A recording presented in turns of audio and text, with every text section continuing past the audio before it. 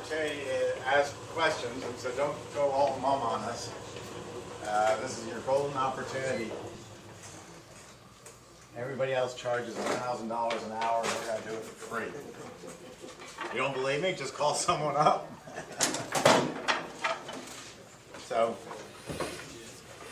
who's got questions about water-cooled versus air-cooled? Where do you buy flavors? Whose vanilla do you use? Anything you got? Yes? The dividers that you have. Yes. So you have your tri-divider. Yeah, the rainbow maker. Yes.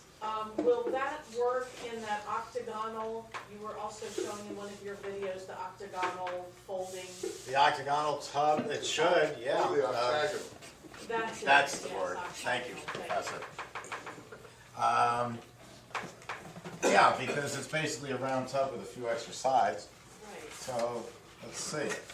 I don't have a full-size one here. This is just a smaller one, but yeah, it'll work. Okay. Yeah, works nicely. So that's good.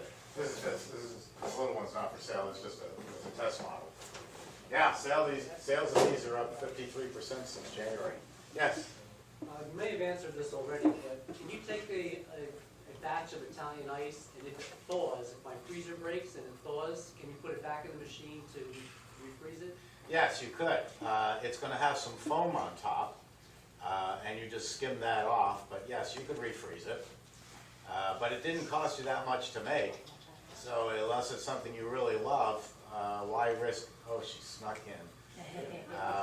Why risk giving the customer a bad product or a less than perfect product? Sure. I had a boss once, and I've been in work. You had a boss once? I did a long time ago. And I worked for a few fire companies, and I was going to make some ice cream for the annual fireman's picnic, and I was going to make a low-fat, cheap product because I was giving it away for free. And my boss just poured me a new one. He said, "If you're going to represent yourself and your product, always make the very best. Don't have anything less than the best because this is what you'll be judged on." So technically, yes, you could redo the tub, but I would typically throw it out and get a new one. And next time, get an alarm that works to your iPhone or any cell phone that tells you that the temperature's going up in there. They're not that expensive, and they're a great idea. You can also get insurance for problems like that, too. Yes? What is the dimension on the CB350 dimensions? I'm asking Steve, Jeff. It's about that. All right, you're both fired. We're both fired. Okay, we can go home now. Oh, wait a minute, I live here. I guess you're considering where it's going to be placed? Yeah. Okay. It's in the literature, and we'll get you that. Perfect. I don't know it off the top of my head. Okay. But What's you- it about? But it's an air-cooled machine, and you need 8 inches minimum on each side. You All the can't way put around. it up against the wall Okay, or block in the sides. It's got to breathe. okay. So that's very important. Tina? So what is the pros and cons versus the air versus the water cooled? I mean, It's my favorite question. On the smaller machines, no, it's not. On the small machines, we only build air-cooled, so there's no problem. On the bigger machines like this one and Jeff's and larger that we make, you have a choice of air or water. You've got to cool the engine, what we call the compressor or the condensing unit. You have to cool it off somehow. Your home refrigerator has about a 1/8 horsepower compressor. It's a little bitty guy like this, and you don't know, hardly even know it's in there, but it's sucking in cool air on your floor from right in front. Right there is just pulling it in, and it's blowing hot air out the back. But it's so little air that you don't even notice it, and it's fine. Now, when you get into these machines, the countertops, come here, sweetie. No. When you get into the countertop, Sweetie really loves you, huh? when you get into the bigger machines, 68 pounds. The bigger machines are going to put out a lot of hot air. That means you're going to have to turn the air conditioning up in your store. Water is expensive. Everybody pays for water, everybody pays for sewer, and everybody used to say, oh, but my neighborhood's really expensive. No, we're all really expensive. But if you look at your water bill from 2017 for the whole year and compare it to 2018, you'll see that your expensive water bill only went up pennies a year. Your water bill doesn't go up that much. your electric bill in that same time, without a batch freezer, probably went up about 4 times a year. The electric rates just keep skyrocketing and always will. We're talking machines that last 40 years, and that electric bill is going to go up and up and up and up. So the more time you have this air-cooled machine, the more expensive it'll get for you to run. So unless you're in a water-restricted community, and we're even allowed in Los Angeles because it's so efficient. Los Angeles is all water restricted, but not us. Or if there's just no access to water, a lot of people run them on wells. Sometimes if you're on a septic tank, you don't want to be putting water into the septic tank. But I have a guy up in Poughkeepsie who hooked his up to a fountain in front of the store. And everybody knows when he's making ice cream because the fountain's going. So I recommend water cooled.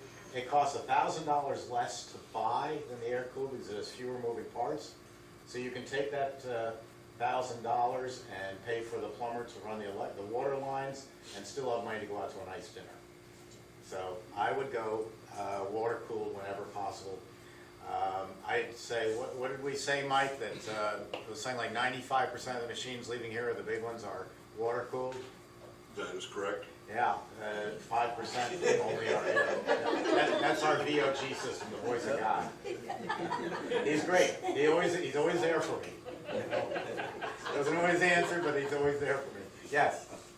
I know you can't speak to, at least in Florida. Oh, I'm a New Yorker. I got an opinion on everything.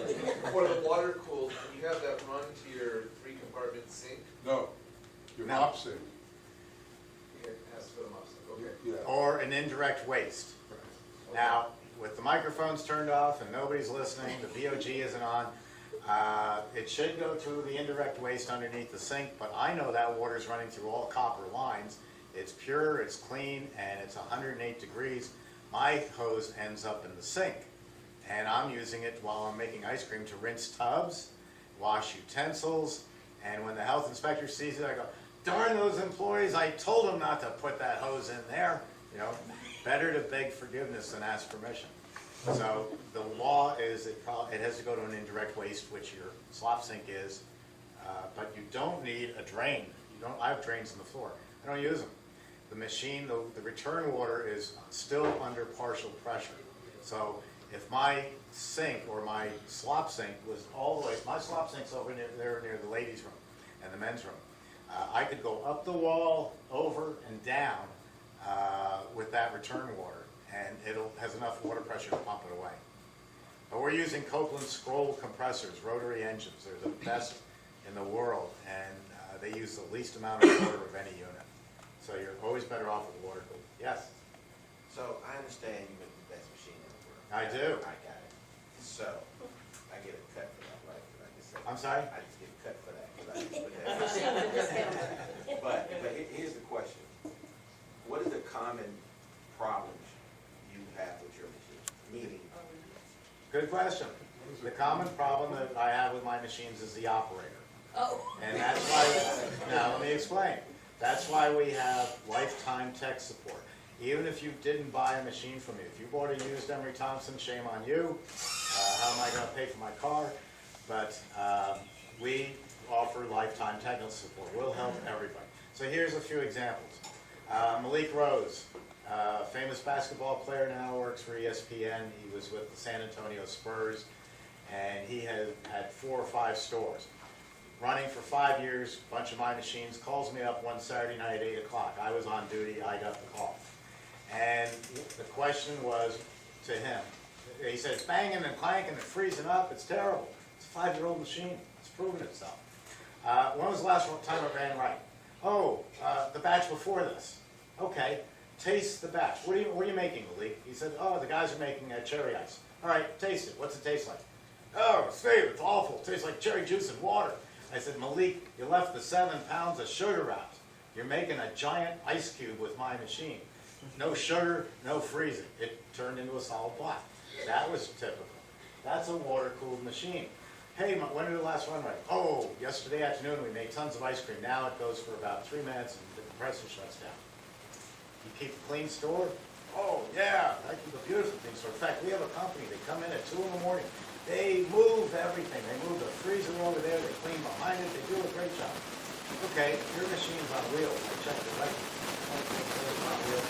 Make sure that when they roll the machine back, not looking behind it, that the wheel isn't on the water line cutting off the water supply. Or the one that got me the worst was the very nice young lady who called after Hurricane Sandy up in New York City. And she said, my boss wants me to make ice cream tonight and I have a little concern with it. I said, yeah, what's that concern? She said, the water's up to my ankles in the store. And I said, ma'am, please step out of the store, run away, and go find a new job. Your boss is a jerk. You know, you don't make ice cream with 4 inches of water on the floor. It's electricity. So these are the kind of things that we hear. And since we hear them over and over again, we always tell people, call us. We know our machine better than anybody. My biggest competition is not Capigiani. I ran Taylor out of the business. They don't make batch freezers anymore. Bravo's not a competitor. Technogel, certainly not Electrofreeze at all. My biggest competition is 40-year-old Emery Thompson machines that are still running flawlessly. And you won't even find them on eBay. They don't exist. We're the most sought-after brand in the world that people even buy old junk. And we'll support them. We tell them you're stupid, but we'll support you. And how long is the warranty? 1 year parts, 90 days labor, which is standard, and lifetime tech support. You guys think it one? No, because they're a waste of money. When people tell you they have a 5-year compressor warranty on the machine, go read the fine print. You ever buy a Sears battery? You know how a Sears battery, a die-hard, came with a 5-year warranty? At 4 years and 11 months, if your die-hard died, you brought it back to them, and they paid you $1.53 because that was the prorated value of it after 4 years and 1 month. That's what those warranties say. The manufacturer of compressors, both of them, Manuro, all the other ones, and Markow, they do not offer warranties beyond 1 year. So anything they do is a made-up way of selling you an insurance policy that you don't need. I don't do that to people. And my machines cost, on average, $8,000 to $10,000 less than anybody else on the market, because you're buying it direct. You're not going through a dealer. So if a machine breaks down, God forbid, and it has to be repaired, you have a qualified repair We have company or person? nationwide tech support called Tech 24. They not only service us, they service other companies because they could never make any. I mean, you think the Maytag guy is lonely. There isn't anything going wrong on an Emery Thompson. When you see how they're built out there, if you know anything about equipment, the gentleman over there who knows electric, he's going to be overwhelmed. He's going to be, holy cow, look at the overbuild on this thing. We're building, I used to say Rolls Royces, but the Bentley's a better car. And we're better than Bentley. We test every machine for 3.5 hours. They only take each Bentley, $300,000 machine car, they only take it around the track once. 3.5 hours out there making sugar water before we ship your machine. There's nothing like it in the world, and I'm very proud of that. And if I have to when we make changes to the machine, it's to improve it. And either I absorb the cost, or we pass it along, and it's not a very large cost, because I'm the biggest in the industry, in a small industry. But I don't have a lot of needs. I'm a family business, and I don't have to carry a lot of office staff because we don't have dealers. So we run a great operation. Everybody here is family, in one way or the other. They're either family or they owe me money. Which makes them like family, because they're not going anywhere. Yes, anybody else? Yeah. Hey, you make the rainbow maker, have you thought about doing a half and half? One that has a blade right down the middle? Oh, you mean called the Great Divide? Yes, I have that. You do? Yeah. Okay. I feel a little embarrassed selling it because it's a piece of stainless steel with a handle that divides the tub in two. But, yes, we have it. Okay. Can I buy one today? Sure, Okay. absolutely. No, they work great. What are you gonna make? I want to make pumpkin pie a la mode, so pumpkin pie on one side, vanilla on the other. And I'm gonna Nice. do a lemon blueberry, same thing, blueberry on one side and then a lemon on the other. Very nice, that's great. What size containers do you use? 3. 3 gallon? Good, that's it. It'll work great. People used to use cardboard in the old days, but the problem with cardboard is it attracts roaches, And it's just not very sanitary. You have to, you know, every time you make a batch, you have to get a new piece of cardboard. So that's why we made it out of the same stainless steel grade that we make machines out of. Yes? How many dividers do you need for producing? 27, 27 dividers each? and you can buy them today. He's paying me back for shilling for his book. In reality, for a 24-quart machine, for a CB352, What do you mean? how many do you have to buy? How many what? Dividers. What do you mean? How many rainbow makers? Well, how could you say? Because one batch. Oh, a batch? Yeah, they Oh, batch. basically on a Yeah. batch. Because as soon as you've made all three flavors, you're gonna pull it out before it freezes. So you're gonna pull it out and then you can, you know, reuse it on the next one. And we were getting 7 gallons to a batch, right? Yes. 7 gallons to a batch, in the 24. Wow, We're good. yeah. Well, it's all that good stuff you put in. Hey, You put in a lot of flavor. yes, we do. Well, you put it in, it comes out. You know, she gets $13 an hour for sitting here. Yeah, any question? Yes? No? Anybody? Yes? Behind you. The Green Mountain flavors, I know they're natural, right? Yes. What's their shelf life once they're opened? I don't know, but I know they have to be refrigerated. We're gonna use them this afternoon, for my cherry ice. Yes? When you're sanitizing the machine, I presume there's a little bit of residual in the machine still, yes, or it's all coming out? You're not No. worried about it? No, because as I mentioned earlier, the barrel's got a slight tilt forward to it. So as long as There you're is a slight bit, there has to be, but it dissipates so fast, I don't know what that word is, evaporates, yeah. It goes out so fast. Now It's also drinkable, as it is. yeah, let me get you a glass. Yeah. Well, that's good to know. That's Yeah. what's it all over. Well, that's just if you read and follow the directions, which I know you don't do, and I don't do. No, I mean, we're not, Your paddles are on an angle also, yes, they are, to to push out the push product. out product. now I do it a little differently than Steve does. As you know, after we finish making ice cream during the day, I break the machine down, clean it, put it together again. Actually, you did it all by yourself. Put it together again, then I sanitize it, and then I close it up and go home. The next day when I come in, I'm ready to roll. I need do nothing. And the reason I do it is your question, because I don't want any amount, any percentage of that stuff in my ice cream or, you know, in the tub where I'm making the ice cream. So I do it after we're done. And, what's it take, 10 minutes, 12 minutes, something like that? 15 if I, Like 15, if I, that's a movie. you know, yeah. And then, but the good part is, when you come in the morning, because there'll be days you have to, it's your ice cream making day. And I always go in the morning, but the good part is when you come in the morning, you're ready to roll. You don't have to worry about anything. You don't have to put the machine together, you don't have to sanitize it, rinse it, nothing. You're ready to roll. So that's why I do it at night. Because when I come in, I want to get right to it. There was another question, yeah, back there? So, the ice cream's already made, what freezer do you use? I heard you'd have like -10-degree freezer or something that you use. What, We could be here all night. is that some chest freezer or is it a, You say some chest freezer with a little scowl. well, I don't know, I don't know. Is what- that some chest freezer? I don't know if it's a chest or stand up or. Let me explain what the industry does, which is not what Jeff does, and it doesn't mean Jeff is wrong. Jeff is correct for his business. We would come to that day talk.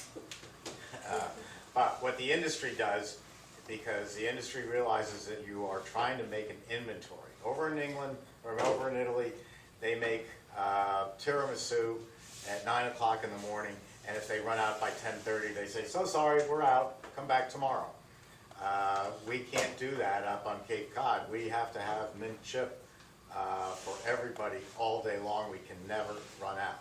So what the industry does, and bear me with using the industry is the way of Bite saying my it. tongue. The way the industry does it is we make the ice cream, And then if you have the money for it, you put it into a flash freezer, otherwise known as a hardening cabinet, also known as a blast freezer. They go down to -30, and you put your product in there, and that's your inventory. It stays in there. Then you go into a nice big walk-in. Or you could do a nice walk-in, which I would rather have. And they could actually work out to be close to the same price. But the point is, that's inventory. If I ran my business, that I had a tractor trailer show up at 8 this morning and drop off a sheet of stainless steel, and then tomorrow a sheet of stainless steel, and so on and so forth for a month, that would be a very hard way to run this business. I could do it, but it would be doable. It'd be a lot easier to do what we do and have twice a week tractor trailers pull in with truckloads of stainless steel, so that my men can keep building all the different varieties of machines that we have, and we don't run out of product or stainless steel. That's the way the industry does it. And then tonight, you can take that frozen ice cream, you can either leave it in there, or you can move it to your dipping cabinet where it'll warm up overnight. Everybody doesn't have the money for a hardening cabinet, so I have reached a concession in the way I do things with Jeff, is I recommend buying 1 or 2 of these chest freezers, turn them down all the way cold, and put your ice cream in there. As long as you don't fill that cabinet up all the way today, it'll act as a freezer for your ice cream. If that thing holds, say, 50 gallons of ice cream, and I put 20 gallons in, it'll harden it. If I put 50 gallons in, that thermostat, that ice cream's going up to 50 degrees and it's all gonna melt. They are not designed for that. They were designed for you to bring home a DiGiorno pizza and some frozen green beans, already frozen, and throw them in there. Jeff's business is an entire different business model. Same as everybody's. But my business model and what my customers do, all my customers have hardening cabinets, but they started with chest freezers and went to a hardening cabinet because the volume got so big. And also, Yeah. I wanna put you in business for 15 grand. From nothing to opening your doors. And I can do that. I do it all the time. 15 grand, actually 13, but $15,000, and you're from sitting here today with nothing to getting the keys to your store and opening up and selling ice cream. You can't do that with a dipping cabinet, a hardening cabinet, a blast freezer, a walk-in freezer. You can't do that with that, and you don't need it. It's bad. Still today, I look in the camera, and if anybody can tell me one reason to buy a dipping cabinet for $6,000, $3,000, there's no it's bad for your product. But that's a story for another day. Again, we don't agree. I want to get you in for the lowest amount of money too, and I think you could open up a business for $20,000, $25,000, because I want $5,000 cash in the bank, otherwise I'm not opening. Because there's unforeseen circumstances coming up that if you don't have that cash, you're not gonna be able to meet it. Because you sure don't, I mean, you should take your credit cards right now and chop them up. Because if you put a machine, we don't even take them. If you put a machine on a credit card or a dipping cabinet or $1,000 worth of flavors on a credit card, shame on you, because you'll be paying on that forever. You'll always be in debt. So I agree with Jeff, you can get in for a low amount, but the business is gonna grow. What size was your store when you opened up? 8 by 10? 56 square feet. 56 square feet. What is it now? 3,000? 3,800. 3,800. You started with one Sears chest freezer, now you have about 10 different types of 13. freezers. 13 different freezers. Business grows. What my answer is, Jeff is telling you how you can do it. I'm telling you where you're gonna be. I grew up doing this, being in this business. I've been here since I was 16. I have to plan 5 years out, 10 years out. I have to know exactly where this company's gonna be every single year and 5 years from now, because trends change. Look, see that thing over there? That big machine? That's a frozen custard machine. My grandfather built it in 1923. My father brought it back in the early 90s and said, here it is, go sell it. And we did, to a lot of Culver stores and other places. I am now bringing it back in 2020 because the market has resurged on that.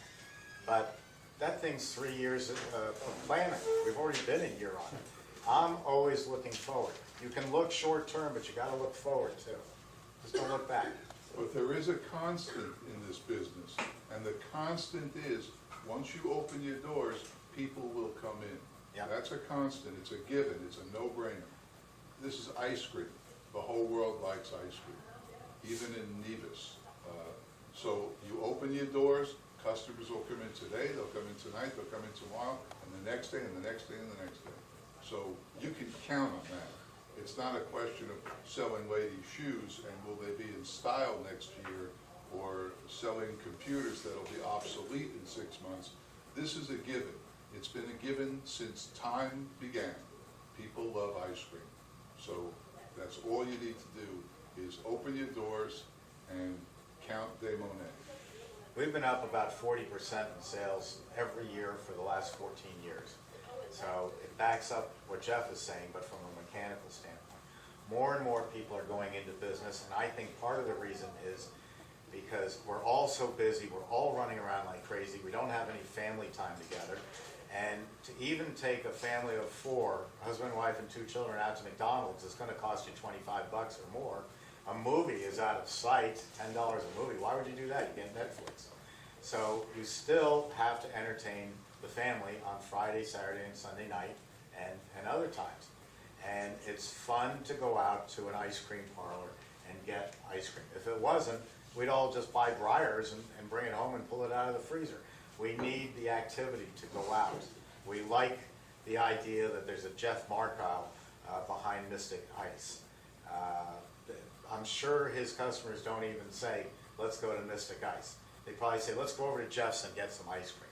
It's that personalness that makes your business unique, and you will be successful. As long as you produce, I was going to say, as long as you have a good location, but I don't even believe that anymore. I believe you can have the world's worst location. If you've got the world's greatest product, they'll find you.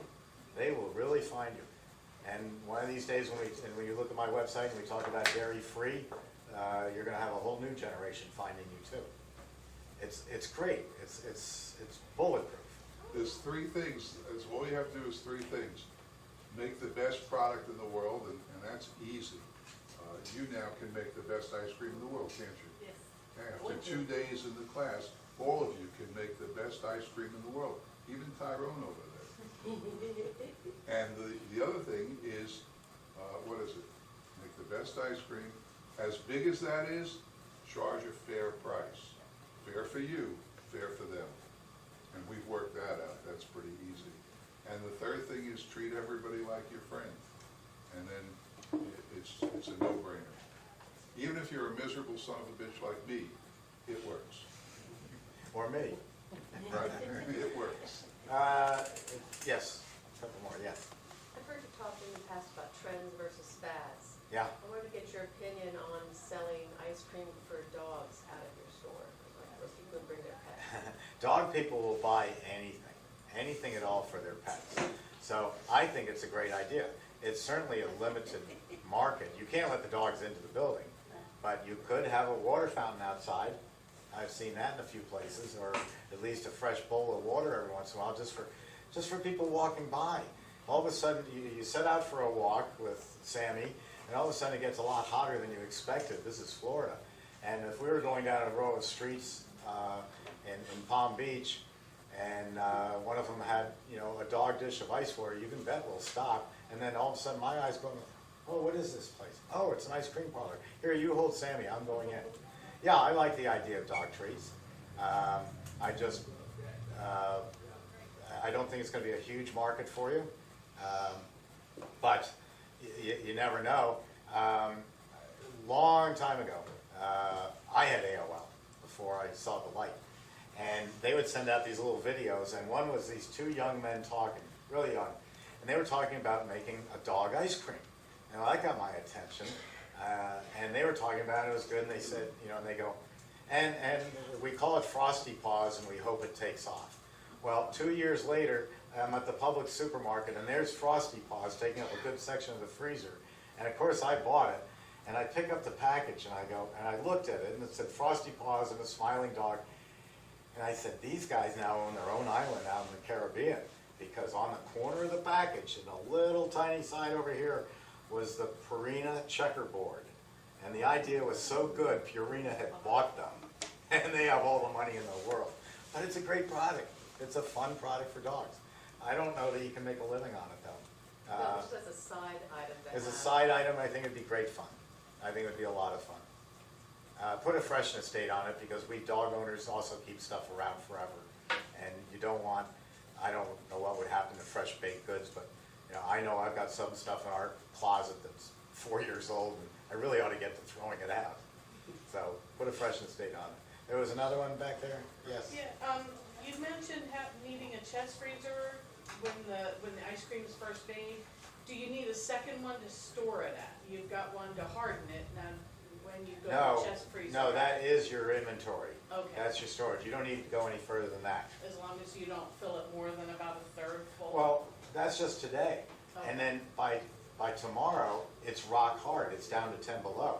So it's like having giant bags of ice in there. Tomorrow I can start over and fill another third, and the next day another third. And if my volume goes beyond that, $550, I go buy another one, another chest freezer. So it's a great way to get into business. I give that to Jeff. You just have to acknowledge that he's got 13 of these things now. Yes? So what's the time between when you pull it out from your chest freezer and then you're ready to serve? Like, you know, how do you take it out, let it get to a serving temperature? That depends on your business. The time to freeze it rock solid is overnight, so about 8 hours. But if I was to, go ahead, because Jeff does have the answer to this one. We open at 6, the girls get in at 5, and the first thing they do is line the kitchen counter with tubs of ice cream. And they let it temper, 20 minutes, 15, 20 minutes, and then they put it back in the freezers that they're gonna serve from. And that softens it up. You can't scoop hard ice cream from a rock hard freezer. You just can't, it won't happen. Yeah. Even with hot water, with 0 scoops, you just can't do it. So they temper it. Of course, sometimes during the night, they're going to the back to get inventory when they run out up front. And when they bring a new one in, you can't scoop it. And it's so that you can't scoop it, we're out. We're out for at least a half hour. And what do you use as your serving freezer? Like, what do you recommend? Just cheap Sam's Club chest freezers, $150. Your business is very weather dependent, so you look at the weather channel tonight before you go to bed, and you see there's gonna be a beautiful sunny day and it's Saturday. You know you're gonna go through a lot of ice cream. So move it around in the store to whatever freezers you have to where it's gonna be ready or close to ready for tomorrow. If the weather channel says it's gonna be miserable and rain all day, and then at 2 o'clock, the weather, breaks out, you can still move it around, like you'll just have a 20 or 30 minute delay. So, In the days when they used to allow me back behind the counter to scoop ice cream, I'm not allowed there anymore, but I couldn't scoop hard ice cream from the freezer. no one can. You can't, it's You just, can't, it's too hard. So we would leave it out tempered, and if anybody asked for that for the next 20 minutes, no, take something else. Or wait and get your ice cream in 20 minutes, because you just can't scoop it. And people will tell you that warmer ice cream has more flavor than rock solid Which is cold. true. Because the rock solid cold freezes your taste buds, and all you taste is cold. Yeah, you taste that it's coffee, but it's not as good. So what about this blooming idea that you have? That's the ice cream overnight. Blooming. That's altogether Yeah, different. Blooming. Yes, it's true. No, it'll never taste, ice cream will never taste as good as as what you had today. Tomorrow, that kinky cookie that you just had, tomorrow, it won't be as flavorful unless you let it sit on your plate for a while, because obviously it's colder. That's temperature, that's not blooming. What's blooming? Blooming is the flavor enhancing after some age, after some overnight freezing. Right out of the machine, it tastes warm. It doesn't taste great.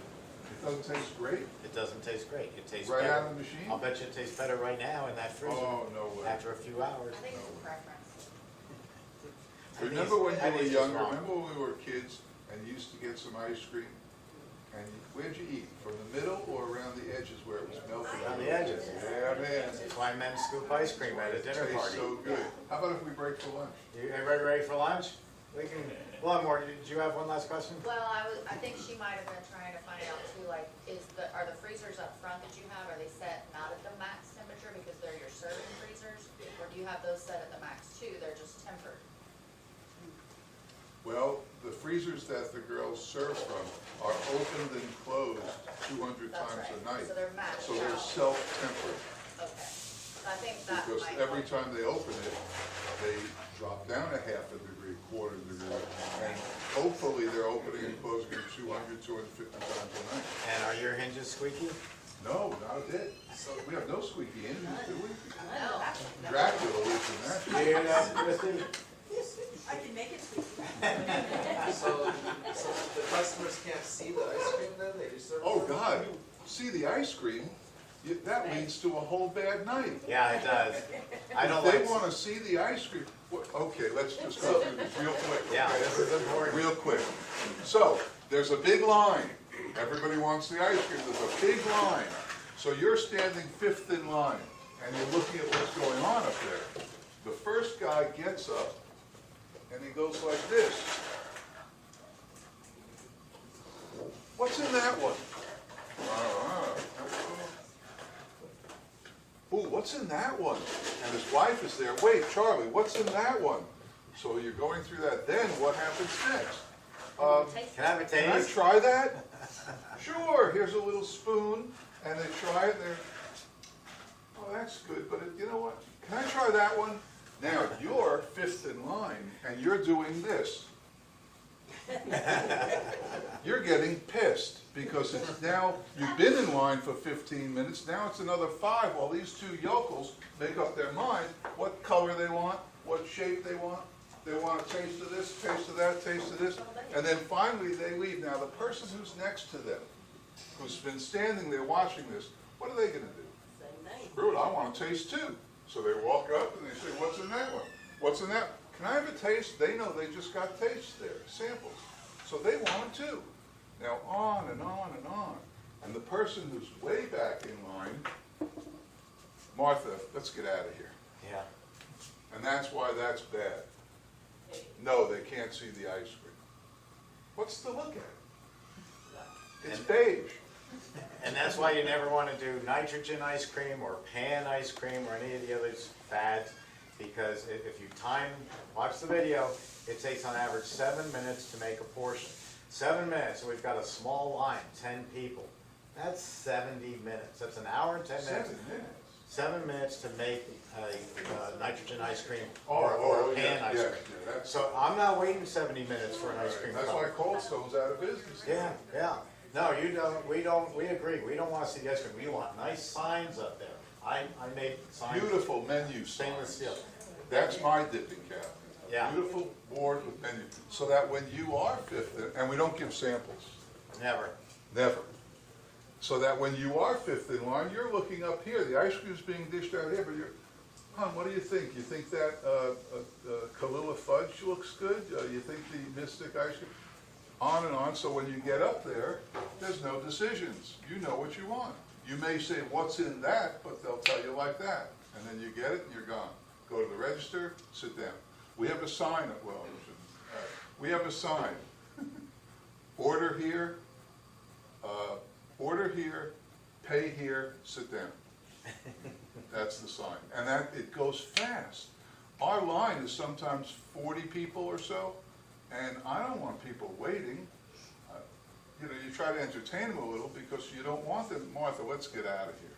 You know, because you know if you're at the end of the line, I'm not standing in line a half hour for ice cream. It's just not worth it. Yes? At closing, do you leave the, what's in the serving freezer there, or you put it back? What was the question? At closing, do you leave your ice cream that you're serving from in your serving freezer? Do we? Yeah, we do, right? Yeah.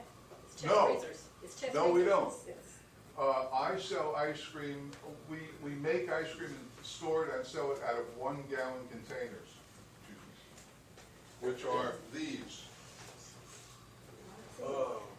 Okay, these are 1 gallon containers.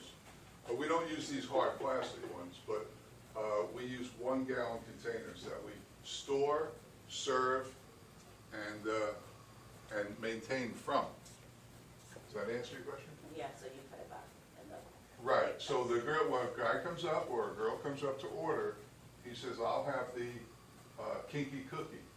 So she walks over here, opens, takes out the kinky cookie, puts it on the counter, scoops it right in front of them, they can see what's going on, puts it in the cup, whatever, and then puts it back in the freezer, and on all night. One last thing, and then we'll eat lunch. Back on that, James and Martha saying, Martha, let's get out of here. That's the kiss of death. Yogi Berra said it once. He talked about a famous restaurant in San Oh, Francisco. can I say this? Go ahead. Okay. Nobody goes there anymore, it's too crowded. Yeah. So, you don't want to become, nobody comes to you anymore because you're too crowded. How about some lunch? And then we're gonna make more ice cream and we'll answer more questions. Okay, anybody who's taken a book and not paid for it, see me, or see Vito outside. Yeah, one way or the other.